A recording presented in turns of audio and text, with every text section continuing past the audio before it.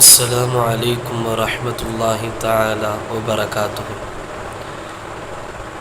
استغفر الله الذي لا إله إلا هو الحي القيوم وأتوب إليه.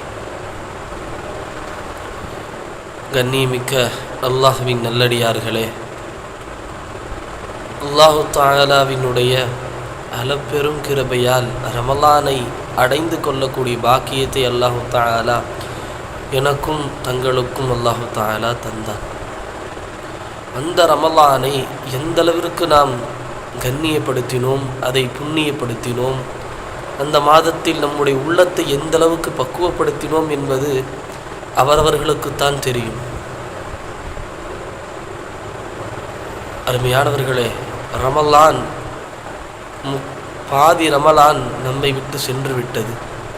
பிறை 23 அமர்ந்திருக்கின்றோம். இன்னும் சில நாட்கள் தான், 5-6 நாட்கள் தான் இருக்கிறது. ரஹ்மத்துடைய பத்தை அடைந்து கொள்ளக்கூடிய பாக்கியத்தை அல்லாஹு தஆலா நம் அனைவருக்கும் தந்தான். ஆனால் ரஹ்மத்துடைய பத்திலே எந்த அளவிற்கு அல்லாஹுடைய ரஹ்மத்து வேண்டும் என்பதாக உள்ளத்திலே நம்பிக்கை வைத்து துஆ செய்தோம் என்று சொன்னார், அதை அவரவரினுடைய உள்ளம்தான் அறியும். அதே போல அல்லாஹு தஆலா மக்ஃபிரத்தினுடைய பத்தையும் கொடுத்திருந்தார், பாவ மன்னிப்பினுடைய பத்து. பாவம் செய்யாதவர்கள் இன்னைக்கு குறிப்பாக யாருமே இல்லை. காரணம் ஏன் என்று சொன்னால், இன்றைக்கு எல்லோருமே பாவம் செய்யக்கூடியவர்கள். நாயகம் ஸல்லல்லாஹு அலைஹி வஸல்லம் அவர்களும் சரி, அல்லாஹும் சரி இப்படி சொல்லுவான் அல்லவா, ஆதமுடைய மக்கள் எல்லாம் பாவம் செய்யக்கூடியவர்கள் தான். ஆனால் அதிலேயே யார் சிறந்தவர்கள் என்று சொன்னால் பாவம் மன்னிப்பு தௌபா செய்யக்கூடியவர்கள் என்று நாயகம் ஸல்லல்லாஹு அலைஹி வஸல்லம் கூறி காட்டியிருக்கிறார். இந்த பாவ மன்னிப்புடைய பத்தை நாம் அல்லாஹ்வினுடைய அச்சத்தால் கழித்தோமா அல்லது சிரிப்பிலும் வேடிக்கையிலும் கிண்டலிலும் கழித்தோமா என்பதை அவரவர் அறிவார். இந்த பாவ மன்னிப்புடைய பத்தை நாம் முழுமையாக கழிக்க வேண்டும் என்று சொன்னால் அதற்கு முழுமையாக அல்லாஹ்வினுடைய அச்சம் நம்முடைய உள்ளத்திலே இருந்திருக்க வேண்டும். உமர் ரலியல்லாஹு அவர்கள் மலைப்பகுதியிலே வலம் வருவார்கள்.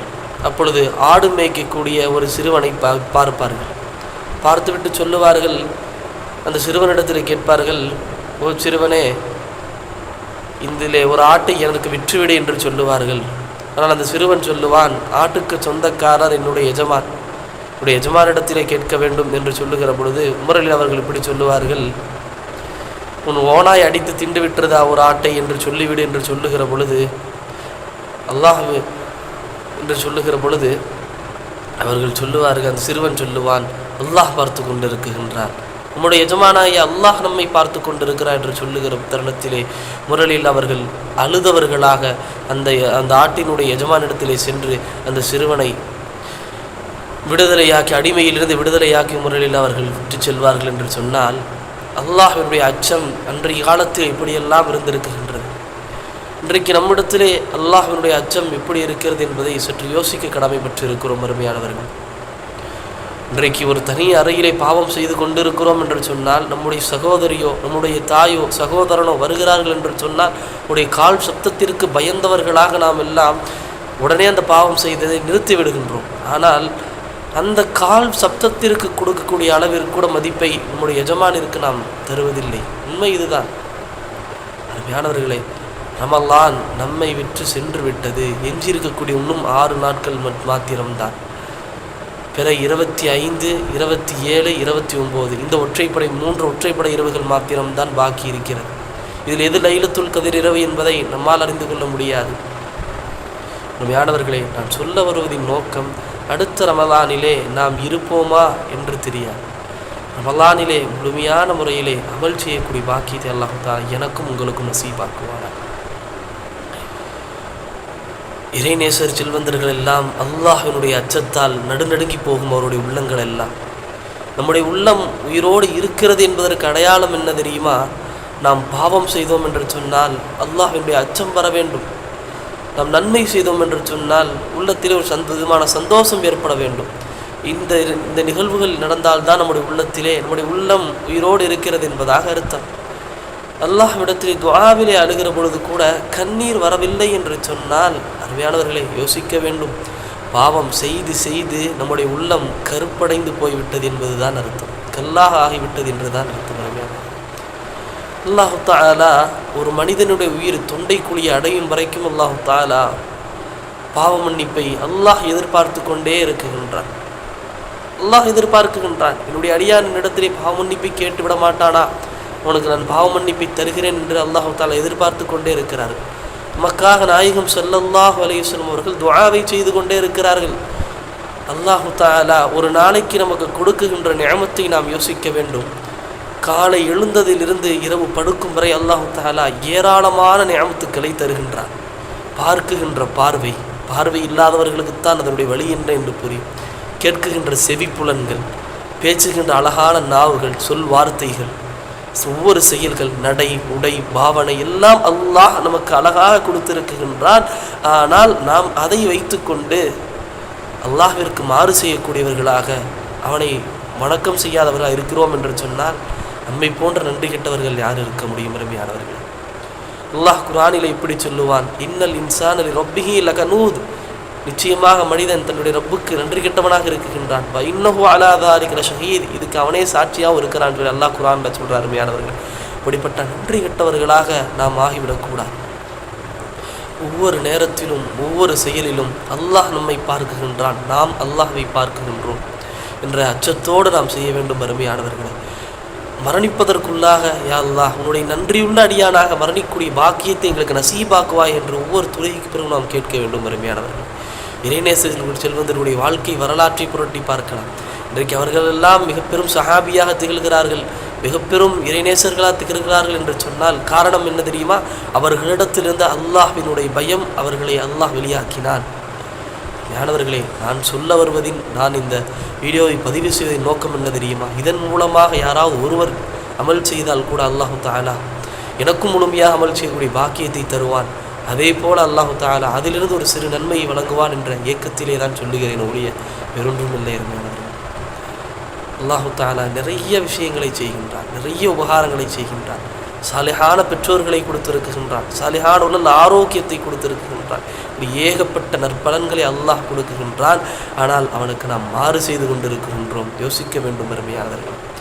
ஒருவனிடத்திலே போய் ஒரு மனிதனிடத்திலே ஒரு உதவியை கேட்டோம் என்று சொன்னால் அவன் ஒரு தடவை உதவி செய்வான், 2 தடவை உதவி செய்வான், 3ஆவது தடவை உனக்கு வேற பொழப்பில்லையா, இதே பொழப்பா போச்சா அப்படின்னு சொல்லி கேட்டு தகாத வார்த்தைகள் பேசி நம்மை விரட்டி அடிப்பான். ஆனால் அல்லாஹு தஆலா அவனிடத்திலே கேட்கவில்லை என்று சொன்னால் கோபமடைகின்றான். என்னோட அடியான் என்னிடத்திலே கேட்க மாட்டானா என்று அல்லாஹு தஆலா தன்னுடைய ரஹமத்துடைய வாசலை, சொர்க்கத்தினுடைய வாசல் எல்லாம் திறந்து வைத்திருக்கின்றான். சொர்க்கத்துடைய வாசல்கள் திறக்கப்பட்டு 23 நாட்கள் முடிந்துவிட்டது. இன்னும் எஞ்சிருக்கூடிய 7 நாட்கள் 6 நாட்கள் தான் இருக்கிறது. அருமையானவர்களை, வரக்கூடிய 3 ஒற்றைப்படை இரவுகளை நல்ல முறையிலே பயன்படுத்தி அல்லாஹ்வுடைய பொருத்தத்தை பெறக்கூடிய மக்களாக, குறிப்பாக பாவ மன்னிப்பை பெற்ற மக்களாக ஆகக்கூடிய பாக்கியத்தை அல்லாஹ் தந்தருள் புரிவானார். நரக விடுதலையினுடைய பற்றிலே இருக்குகின்றோம். இன்றைக்கு நம்முடைய சாதாரண ஒரு தீக்குச்சியினுடைய நெருப்பு நம்முடைய கையிலே பட்டுவிட்டது என்று சொன்னால் கூட நம்மால் தாங்க முடியவில்லை. நாளை மறுமையிலே அந்த நரக வேதனை எப்படி இந்த உடல் தாங்கும் என்பதை யோசிக்க வேண்டும். அருமையானவர்களே, இன்றைக்கு உலகமே தமிழ்நாடு முழுக்க மற்ற எல்லா இடங்களிலும் போற்றப்படுகின்ற இறைநேச செல்வந்தர் ஆரணி பாபா ரஹ்மத்துல்லாஹி அலைஹி அவர்கள் தன்னுடைய கிதாபில் இப்படி எழுதுவார்கள், நான் அல்லாஹ்வுடைய பொருத்தத்தை ஆதரவு வைக்கின்றேன். அல்லாஹ் எனக்கு சொர்க்கத்தில் ஒரு சிரீரமாவது கொடுக்க வேண்டும் என்று நான் நினைக்கின்றேன். ஏன் தெரியுமா? நரகத்தை தாங்கக்கூடிய சக்தி என்னிடத்தில் இல்லை என்று சொல்லுவார்கள். அருமையானவர்கள், உமர் ரலியல்லாஹு அவர்கள், சொர்க்கவாசி என்று சொல்லப்பட்ட உமர் ரலியல்லாஹு அவர்கள் தன்னுடைய மரண தருவாயில் இப்படி சொல்லுவார், உமரே, ரப்புல் ஆலமீன் உன்னை ஏற்றுக்கொள்ளவில்லை என்று சொன்னால் உனக்கு நாசம்தான், உனக்கு நாசம்தான் என்று உமர் அவர்கள் கதறினார்கள் என்று சொன்னால், பெருமானார் ஸல்லல்லாஹு அலைஹி வஸல்லம் வாயினால் சொல்லப்பட்ட சுபசோபனம் சொல்லப்பட்ட உமர் ரலியல்லாஹு அவர்கள் கதறினார்கள் என்று சொன்னால் நம்முடைய நிலைமை என்ன? ஞானவர்களே, ஒவ்வொரு இறைநேசர்களுக்கும் கூட தன்னுடைய கடைசி நிமிடம் வரைக்கும் நம் நிலை என்னாகுமோ என்ற எண்ணம் இருந்தது. நாம் சிரிக்கிற பொழுது சற்று சிந்திக்க வேண்டும், நாம் செயல்படுகின்ற பொழுது சற்று யோசிக்க வேண்டும். அருமையானவர்களே, நம் நிலை என்னாகுமோ என்று அல்லாஹ்விடத்தில் இறை அஞ்சக்கூடியவர்களாக, அல்லாஹ்விடத்திலே என்னதான் காலையிலிருந்து அல்லாஹ் தஆலாவிடத்திலே நாம் அவன் பார்க்கிறான் என்று தெரிந்தும் நாம் பாவத்தை செய்திருந்தாலும் கூட இரவு படுக்கக்கூடிய தருணத்திலே நாயகம் ஸல்லல்லாஹு அலைஹி வஸல்லம் அவர்கள் 100 முறை இஸ்திக்பாரை செய்வார்கள். பாவமே செய்யாத பாச நபி இஸ்திக்பாரை செய்தார்கள். பாவத்திலே மூழ்கி இருக்கிற நாம் சகோதரர்களே, கண்ணீர் மல்க அல்லாஹ்விடத்திலே அழுக வேண்டும். அப்படி அல்லாஹ்விடத்திலே கண்ணீர் விட்டு அழுதோம் என்று சொன்னால் நிச்சயமாக அல்லாஹு தஆலா நம்முடைய பாவங்களை அந்த கண்ணீர் துளிகள் விழுவதை விட வேகமாக அல்லாஹு தஆலா மன்னித்து விடுகின்றான். அவன் மன்னிக்கக்கூடியவன், அவன் மாண்பாளன், அவன் பேரரசன். அவனைப் போல ஒரு எஜமானை நாம் பெற்றிருக்க முடியாது. அல்லாஹு தஆலா என்னுடைய பாவங்களையும் தங்களுடைய பாவங்களையும் அல்லாஹு தஆலா நல்ல முறையில் மன்னித்து வரக்கூடிய ரமலானினுடைய முடிவிற்கு பிறகு அல்லாஹு தஆலா அடுத்த ரமலானை அடையக்கூடிய பாக்கியத்தை அல்லாஹ் தந்தருள் புரிவானாக. அல்லாஹு தஆலா ஒப்புக்கொள்ளப்பட்ட மக்களாக அவனால் ஏற்றுக்கொள்ளப்பட்ட மக்களுடைய ரமலானிலே அமல் செய்தவருடைய பட்டியலை அல்லாஹு தஆலா நாம் அனைவரையும் சேர்த்து அருள் புரிவானாக. ஏன் தெரியுமா, அமல் செய்தவருடைய பட்டியல் வேண்டும் என்று கேட்கின்றேன். அந்த அளவிற்கு ஒன்றும் பெரிதாக இந்த அமலையும் செய்யவில்லை. இருந்தாலும் கூட நாயகம் ஸல்லல்லாஹு அலைஹி வஸல்லம் அவர்கள் ஒரு ஹதீஸில் இப்படி வரும், பெருமானார் ஸல்லல்லாஹு மிம்பர் படியில் ஏறுவார்கள், ஆமீன் என்று சொல்வார்கள். 3 படியிலுமே ஆமீன் என்று சொல்வார்கள். அதிலே ஒரு படியிலே நாயகம் ஸல்லல்லாஹு விளக்கம் சொல்லுகிற பொழுது இப்படி சொல்வார்கள், ஜிப்ரீல் அலைஹிஸ்ஸலாம் அவர்கள் வந்து நின்றார்கள். எவரொருவன் ரமலானை பெற்று அதன் பிரகாரம் அமல் செய்யாமல் விட்டானோ அவன் மீது நாசம் உண்டாகும் என்பதாக ஜிப்ரீல் அலைஹிஸ்ஸலாம் அவர்கள் துஆ செய்தார்கள். அதற்கு நான் ஆமீன் என்று சொன்னேன் என்று நாயகம் ஸல்லல்லாஹு அலைஹி வஸல்லம் கூறி காட்டுவார்கள். அருமையானவர்களே, அப்படிப்பட்ட துர்பாக்கியமானவர்களாக அல்லாஹ் நம்மை துர்பாக்கியமானவர்களை விட்டு அல்லாஹ் நம்மை பாதுகாப்பானாக. நாயகம் ஸல்லல்லாஹு அலைஹி வஸல்லம் அவர்கள் மற்றொரு ஹதீஸில் இப்படி சொல்லுவார்கள், ரமலானை அல்லாஹ்வினுடைய வெகுமதிகளை கவனத்தில் கொண்டு எவர் ஆர்வத்துடன் பயன்படுத்தி கொண்டாரோ, நல்ல முறையில் நோன்பு நோற்று தராவீஹ் தொழுதாரோ அவர் அன்று பிறந்த பாலகனைப் போல ஆகி விடுகிறார் என்று நாயகம் ஸல்லல்லாஹு அலைஹி வஸல்லம் அவர்கள் ஹதீஸிலே சொன்னதைப் போல் அல்லாஹ் தஆலா ரமலான் விடை பெறுகிற பொழுது, நம்மை விட்டு செல்கிற பொழுது அல்லாஹ் தஆலா நல்ல மனிதனாக சாலிஹானவனாக அல்லாஹ் தஆலா என்னையும் உங்களையும் ஆக்கியருள் புரிவானாக. வாஹிர் தாவானா அனில் ஹம்துலில்லாஹி ரப்பில் ஆலமீன். அஸ்ஸலாமு அலைக்கும் வரஹ்மத்துல்லாஹி தஆலா வபரகாத்துஹு.